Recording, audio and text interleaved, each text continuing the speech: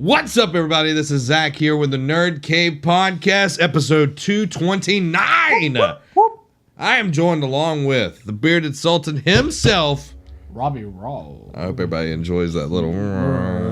We gotta be careful. Sounds like Robbie Rawls. Yeah, How are y'all? doing well. We got Allie over there running the board.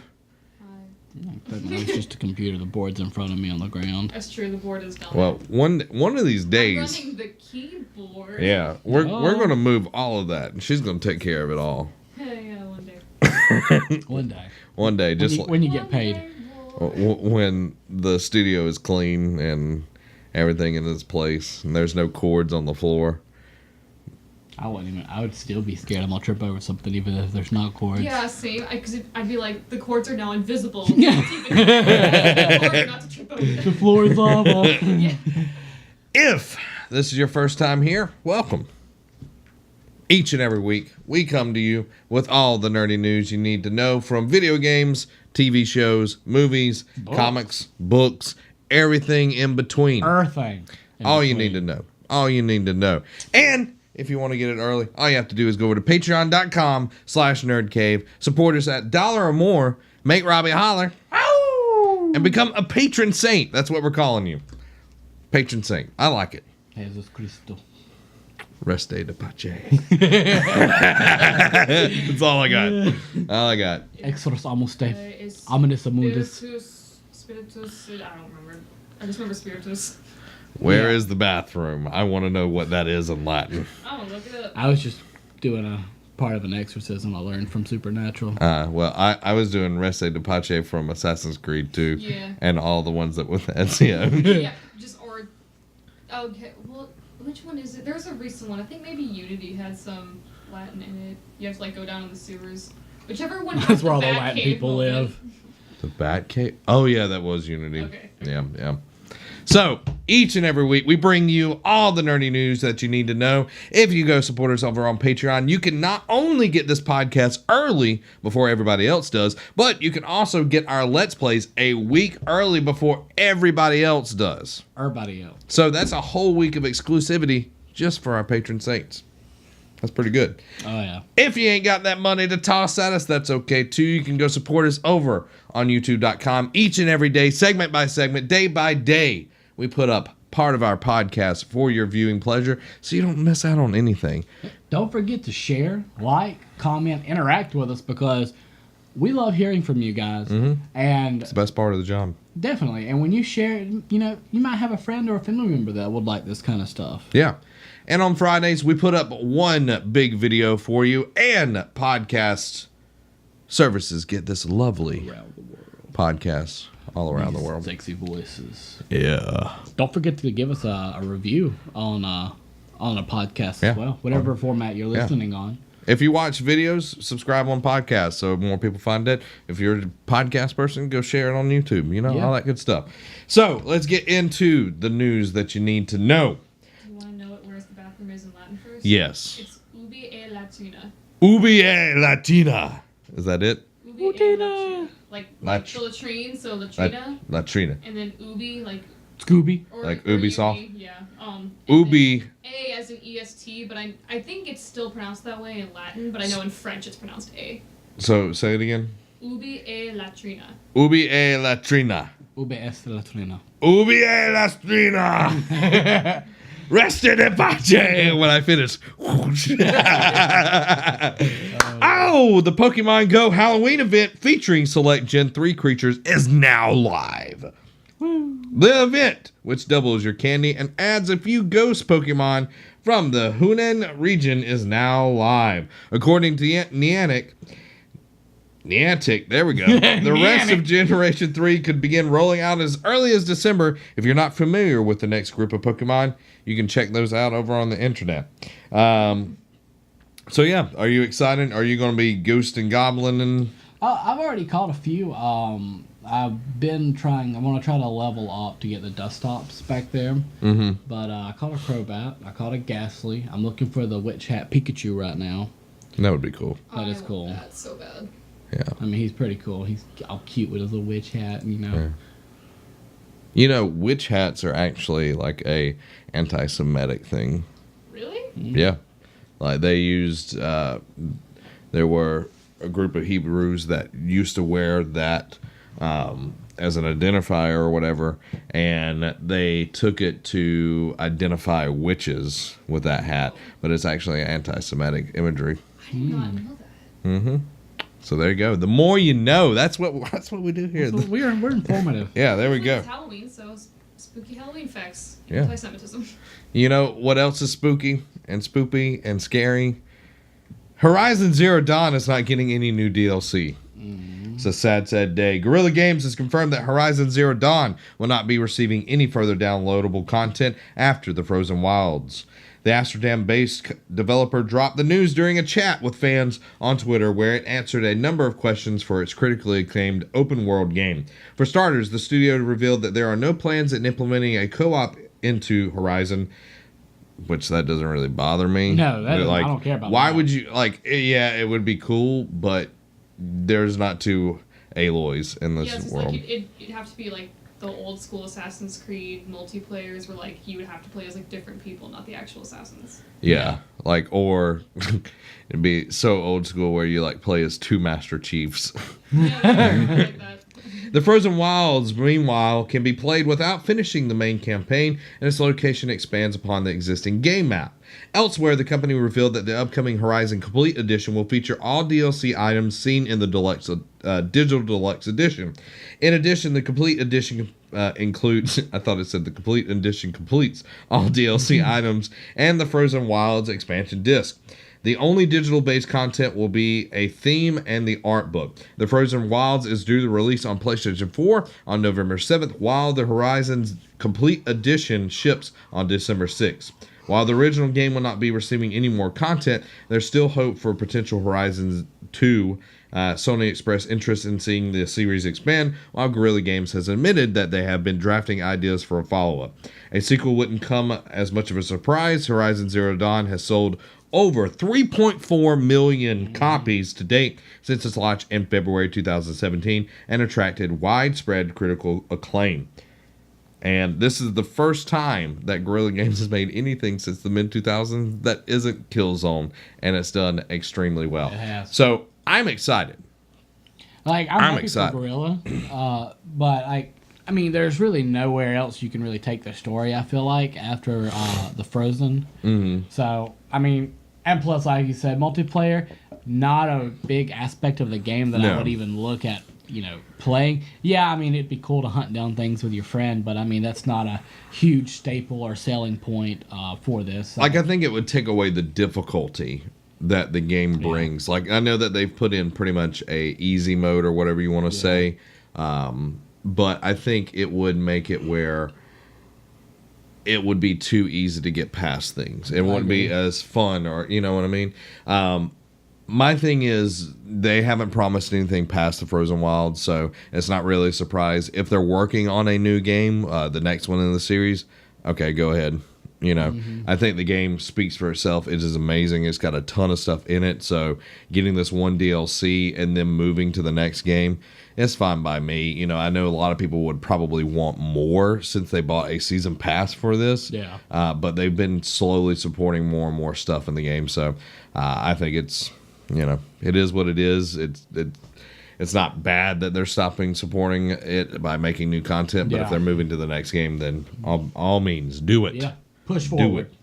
Star Wars Battlefront II PS4 Pro Bundle has been revealed. Sony has revealed new bundles for Star Wars Battlefront 2, including a standard slim model and a special edition PS4 Pro model. In a post on the PlayStation blog, PlayStation revealed a limited edition PS4 Pro, seen below, will be released on November 14th in the US and Canada for $449.99 USD. And you can see the Canadian dollars as well. It's 100 more. The console will feature a special mirror finish, the iconic symbols of the Rebellion and Empire, as well as the emblem of the Inferno Squad, the elite Imperial force featured in Battlefront 2's campaign. The Pro Bundle will also include a customized DualShock 4 controller and a physical copy of Star Wars Battlefront 2's Deluxe Edition. The Deluxe Edition comes with a premium digital content, includes upgraded versions of all trooper classes, instant access to Elite Hero and Starfighter Epic Star cards. The bundle is available for pre-order right now. Battlefront 2 will not be available until November 17th, but the deluxe edition of the game that is included in the bundle will let players jump into the action 3 days earlier than the standard edition owners. A standard PS4 Slim bundle will also be available on November 17th and will include a black 1TB PS4 Slim, a black DualShock 4, and a physical copy of Star Wars Battlefront 2 Standard Edition. This version will be available in the US and Canada for $299 USD and $379 CAD. Now, I'm going to read this again for you. Read it. The deluxe edition comes with a premium digital content, includes upgraded versions of all troopers, instant access to Elite Hero and Starfighter Epic Star cards. So if you get the deluxe edition, I know people are like, is he fixing to get back on this? I am getting back on this. If you pay more, you're instantly going to be better than your competitors. Yep. EA. This ain't just EA, dog. I know, but when the next story, like, the video game industry is going down the crapper. I agree. I know, like, they've got these huge budgets and all of that, but if you want people to pay, you want people to stick around, you gotta,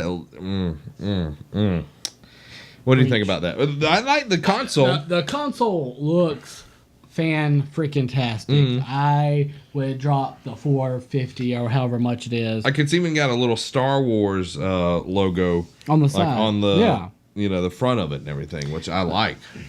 But I'm still 100% on the bandwagon of, I don't like how, I don't care. I think a lot of it still comes down to skill. I know in a lot of games that I've played multiplayer, people have these, tricked out characters and everything, and I still kick their butts. Yeah. But I don't think, like, if you want to pay more, by all means, go ahead. But I feel like a lot of times you're cutting out the best aspect of the game, which is the grind, which is playing the game. Yeah. Just like with Shadow of War right now, I haven't dropped a single dime on any of the microtransactions or anything like that, and I'm just grinding through the game, enjoying myself, slaying some orcs, enslaving some orcs, just kicking butt.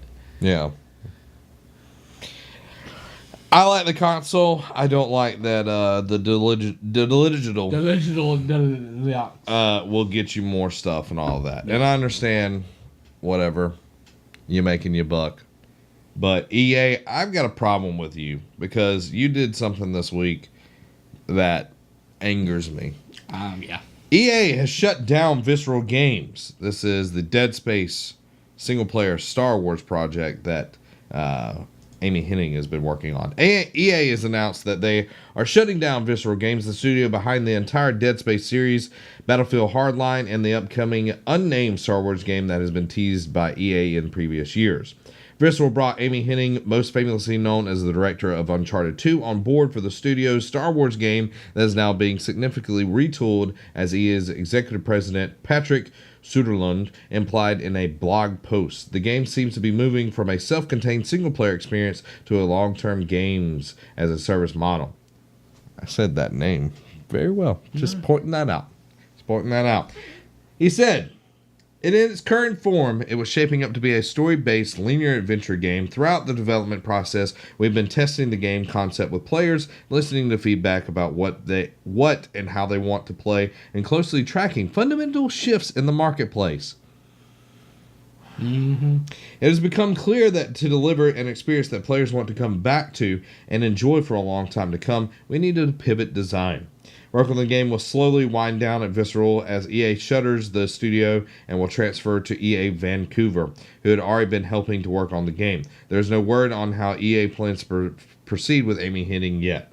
As part of the shift, Star Wars game is also being delayed from 2019 to an undefined date in the future. It is unknown if any original teaser of the game design will remain. Electronic Arts have full exclusivity for Star Wars console games, a deal that ensured much of the company would be focusing on licensing for the foreseeable future. This continues with the release of Battlefront 2. We already talked about that. Wow. My God. What is going on? I liked Visceral. The Dead Space games were one of my favorite games. I loved the story aspect. I loved the spooky aspect of it. And now we're losing, well, potentially not losing it, but getting pushed back. And it looks like they're changing it. I like that it was going into the story-based, like linear style of game. But that's not what's selling right now. It's all these multiplayer games. Like, don't get me wrong, I like multiplayer. Yeah. But you can't beat a dang good story. Yeah, it sounds like they're trying to do something that is along the lines of Destiny 2, The Division, what they're pretty much doing with Anthem. Yeah. All of that.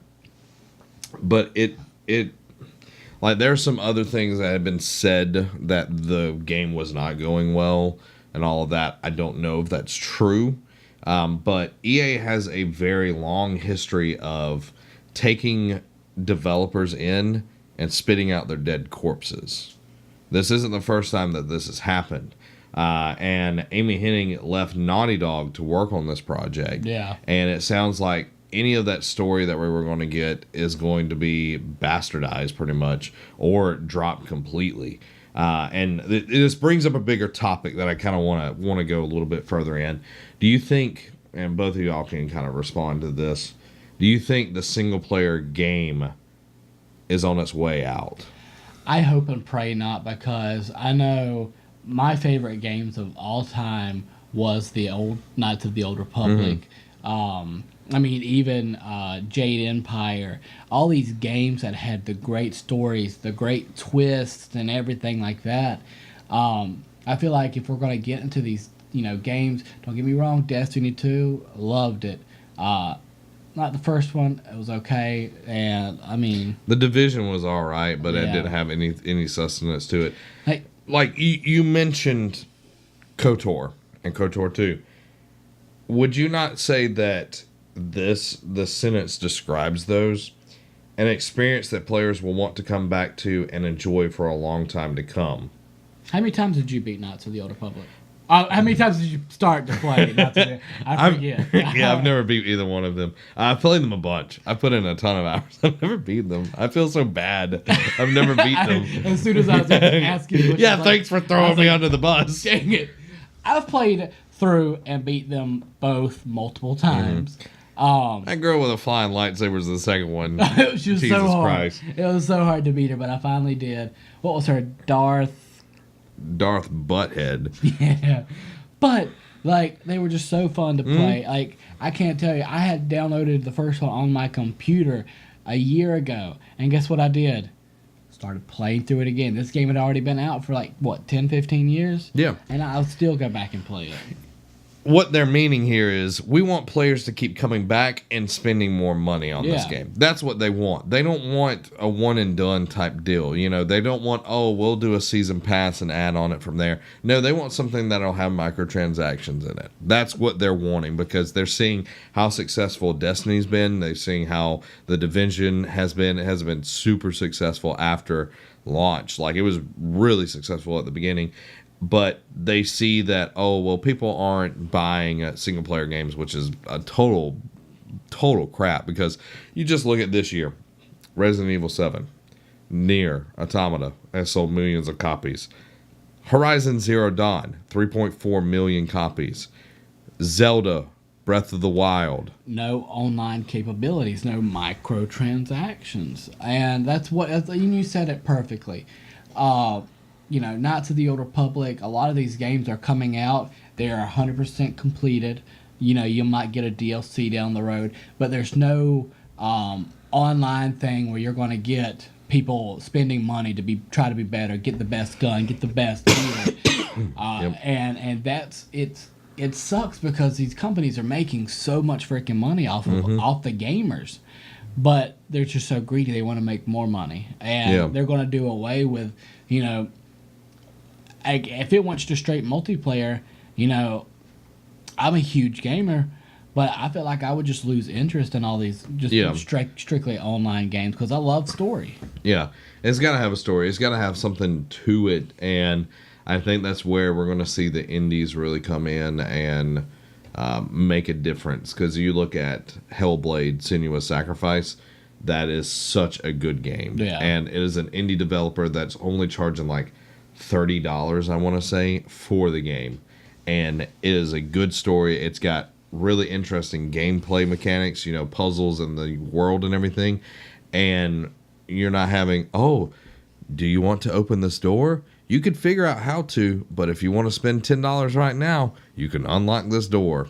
I know that's not how most microtransactions work, but it's about the same daggum thing. Yeah, I agree.